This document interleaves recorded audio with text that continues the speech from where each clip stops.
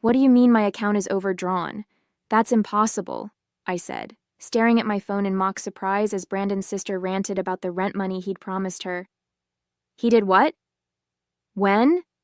I kept my voice steady, letting her believe I was just learning about my husband's betrayal. "My name is Isla Thompson, and my husband Brandon just became one of the biggest mistakes of my life. But not in the way he thinks.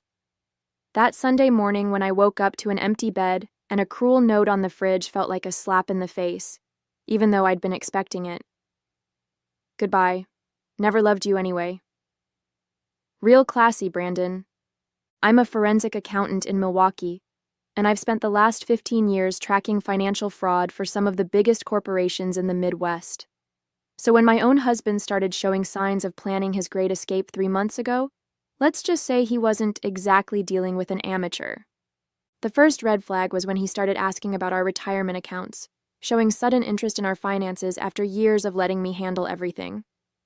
Then came the secret phone calls, the unexplained absences, and the way he'd change his computer screen whenever I walked into the room. Classic signs of someone planning to bolt. I'd seen it all before in my line of work. What Brandon never realized was that every suspicious transaction, every hidden purchase, every attempt to quietly move our money, I saw it all. Each step he took to try to rob me blind was documented, photographed, and sent straight to my lawyer. By the time he left that note, thinking he'd pulled off the perfect escape, I had already moved our savings, flagged our accounts, and prepared for every scenario he might try. So when the fraud alerts started flooding my phone that Monday morning, I couldn't help but smile. Brandon thought he was 10 steps ahead, but he had no idea he was walking straight into a trap of his own making. The phone kept buzzing with notifications, declined transactions, failed withdrawal attempts, frozen accounts. Each one was like music to my ears. My hand brushed against the folder marked "Just in Case" sitting on my desk, filled with months of evidence that would destroy not just his escape plan, but his entire future. As I listened to his sister's desperate voice on the phone, I almost felt sorry for him. Almost. You might think I was devastated, finding out my husband of 8 years never really loved me. But here's the thing about being a forensic accountant. You learn to see patterns. People think they're clever when they're hiding things, but money leaves a trail. Always. And Brandon? He left breadcrumbs everywhere. I met Brandon at a charity gala 6 years ago. He was charming, successful, or so he claimed, and seemed to have his life together. He worked as an investment advisor, drove a nice car, and talked about building a future together. I was impressed by his confidence, his ambition. Looking back now, I should have noticed how he always deflected questions about his clients, how vague he was about his past. The first 3 years were good, or at least I thought they were. We bought a beautiful house in the suburbs of Milwaukee, planned exotic vacations, and talked about starting a family. But there were always these little things that didn't quite add up, like how he'd get defensive whenever I asked about his student loans, or how he'd change the subject when I mentioned meeting his old colleagues. "You don't trust me?" he'd say, turning it around on me. "Why do you need to know everything? Don't you think I can handle my own finances?" Classic manipulation.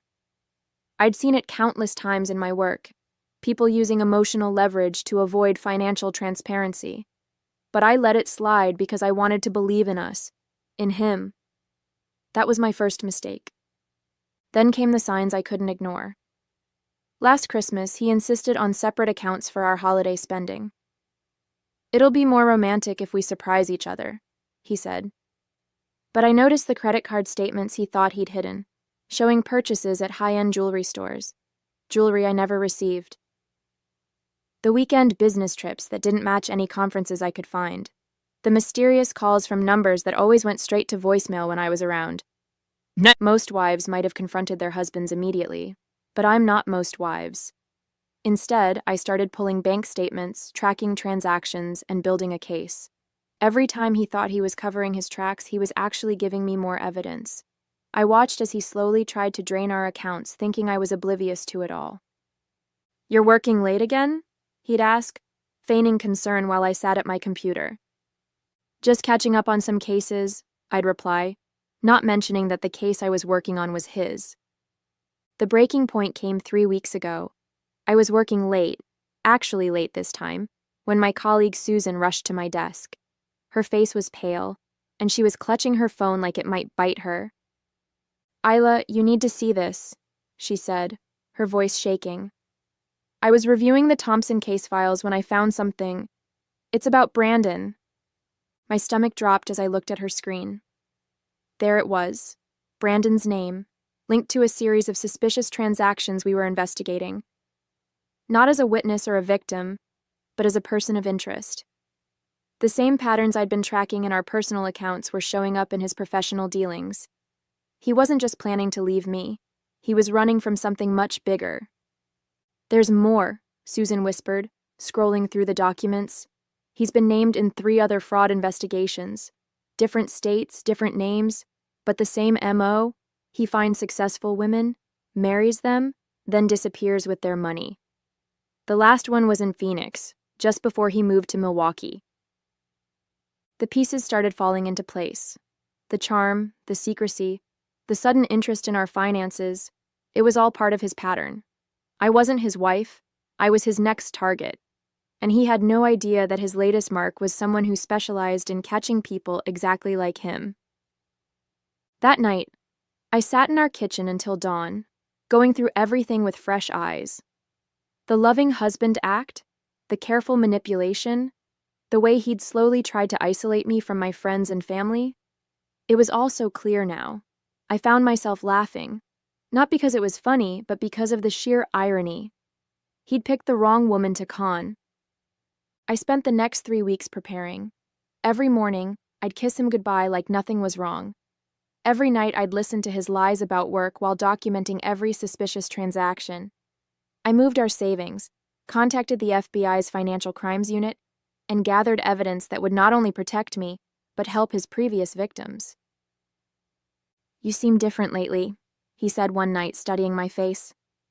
"Is everything okay?" I smiled, thinking about the trap I'd set, about how his own arrogance would be his downfall.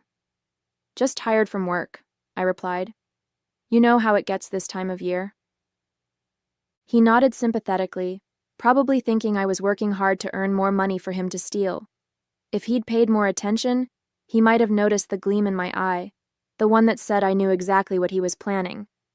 But con men like Brandon never think they'll be the ones getting conned. And that's the thing about people who make a living betraying others. They never expect to be the ones getting played.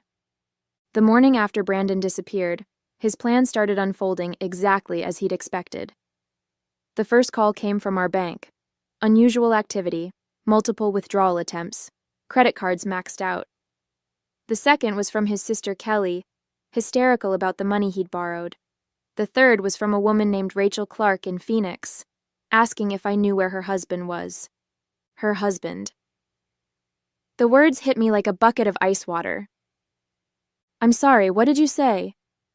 I gripped my phone tighter, sitting down at my kitchen table. "Brandon Murphy. He's still legally my husband," Rachel explained, her voice tight with anger. "He disappeared with my savings 3 years ago. I've been tracking him ever since." I smiled despite myself. "Actually, here he went by Brandon Thompson. And you're not going to believe this, but I've been expecting your call." Over the next hour, Rachel and I compared notes. Same charming smile, same investment advisor story, same pattern of slowly draining accounts before disappearing. But this time, there was one crucial difference. Me. "I've gathered enough evidence to bring him down," I told her, "but I need your help to catch him." That's when my phone buzzed with a text from Brandon. "I'm sorry, can we talk? Just one last time?" Perfect. He was following the pattern I discovered in Rachel's case, reaching out after the initial disappearance, trying to manipulate his way into one last chance to access any remaining funds. I showed the text to my lawyer, who was already preparing our counterattack.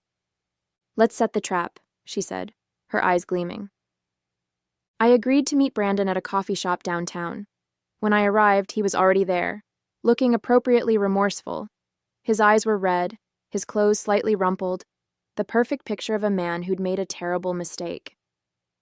"Isla, I'm so sorry," he began, reaching for my hand across the table. "I've been going through some things, dealing with some bad investments. I panicked." I pulled my hand away, playing my part perfectly. "How much trouble are you in, Brandon?" His eyes lit up. Just a flicker, but I caught it. He thought I was falling for it. "About $200,000, but I have a plan to fix everything. I just need access to our emergency fund." I pretended to consider it, watching him squirm. "The emergency fund, right. The one you tried to empty yesterday?" His face fell for just a second before he recovered. "That was a mistake. I wasn't thinking clearly. But if you help me now, I promise—" "To what?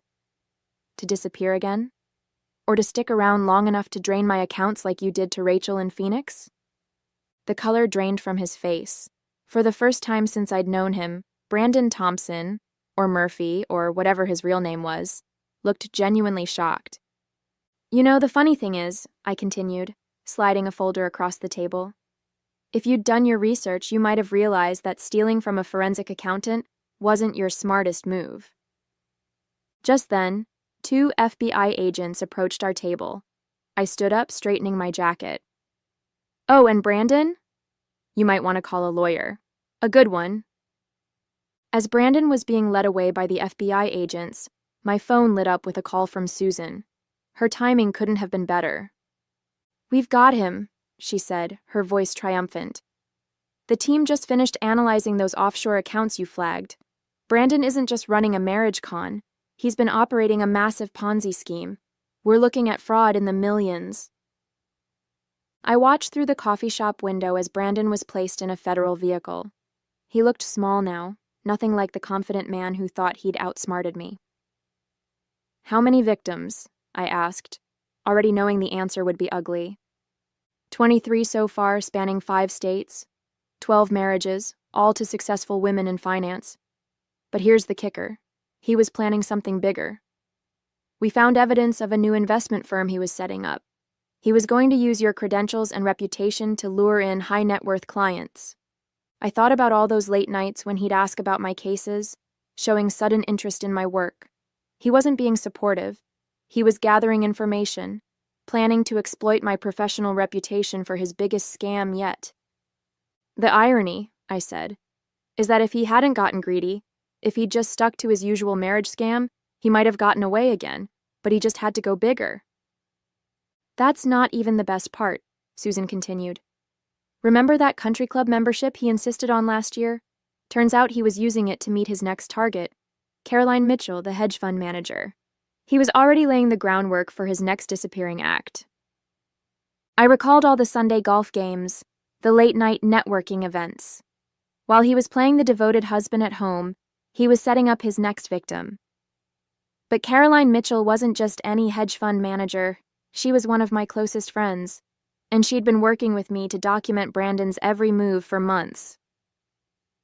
"Let me guess," I said.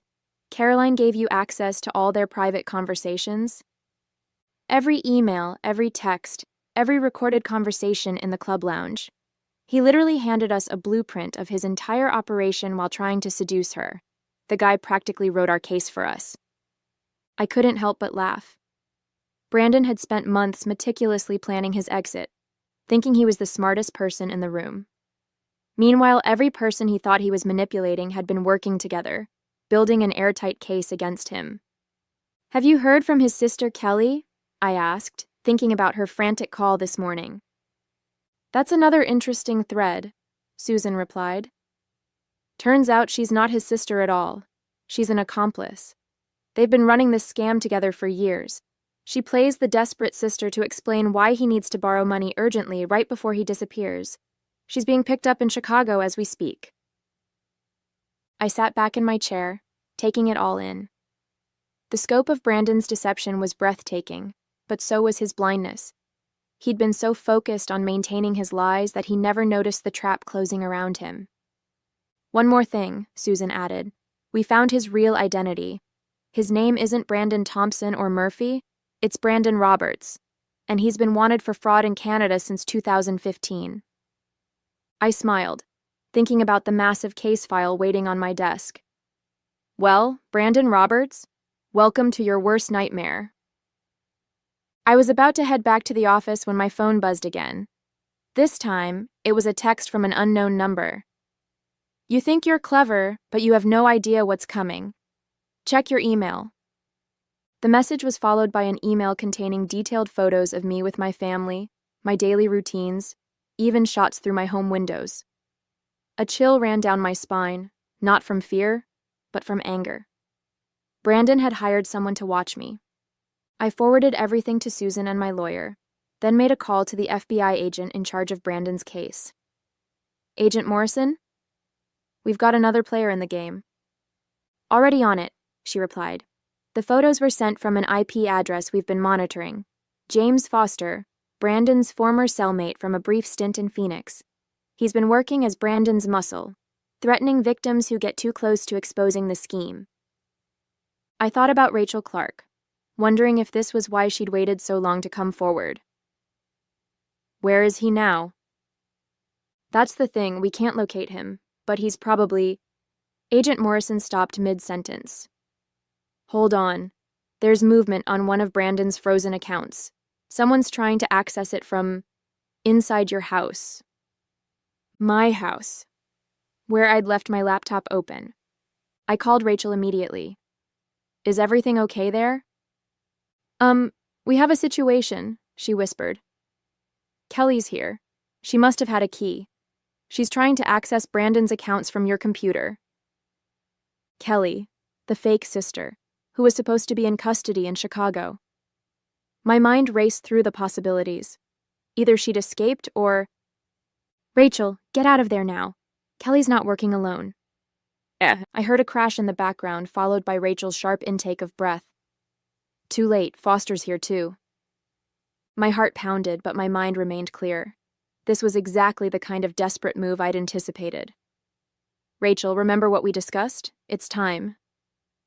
Through the phone, I heard Rachel's calm voice. Hey, Kelly, before you do anything stupid, you might want to look at what's on that screen.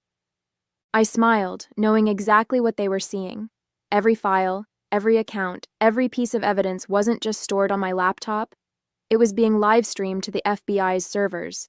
Plus, the whole house was under surveillance with agents stationed nearby. It's over, I heard Rachel say.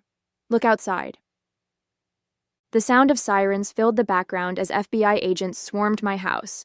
Within minutes, both Kelly and Foster were in custody, and Rachel was safe. I drove home to find Agent Morrison waiting for me.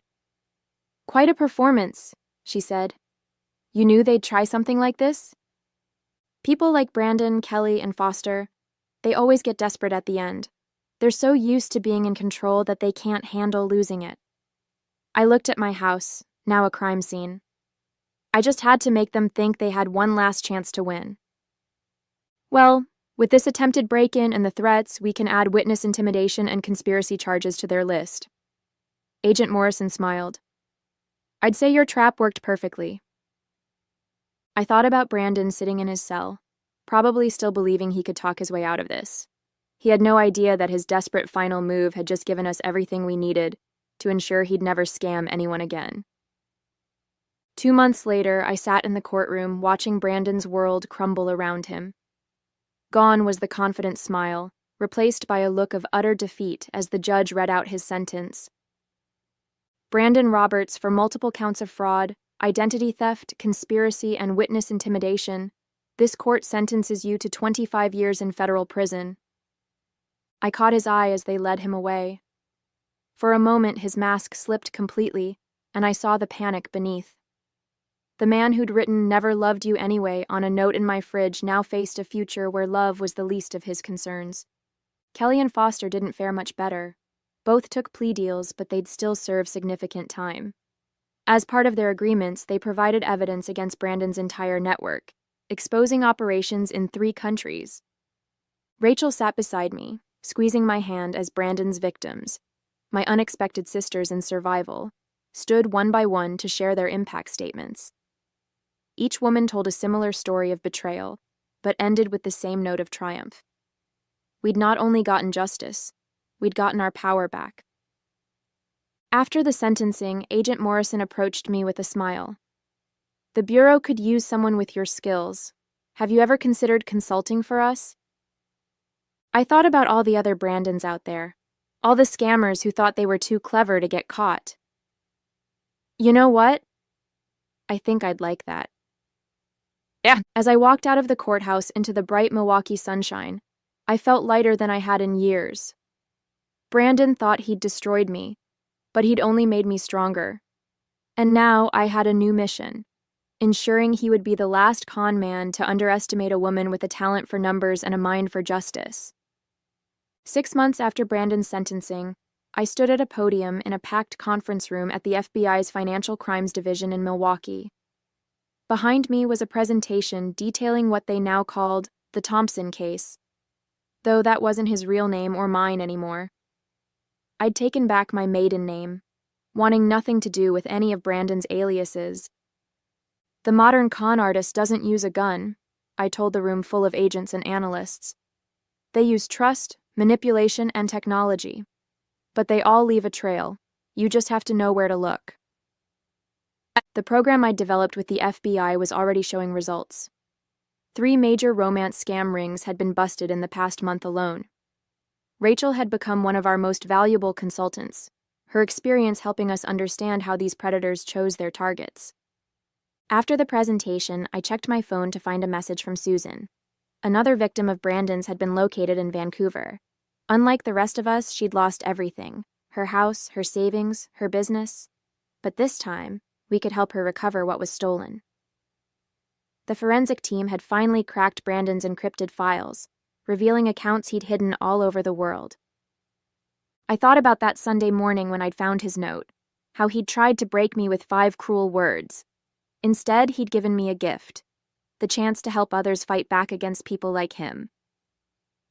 My new apartment overlooked Lake Michigan, and as I sat on my balcony that evening, I smiled at the irony. Brandon had spent his life taking things from strong women, but in the end, he'd inadvertently created something powerful. A network of survivors turned warriors, all dedicated to taking down men like him. Sometimes the best revenge isn't just surviving, it's thriving.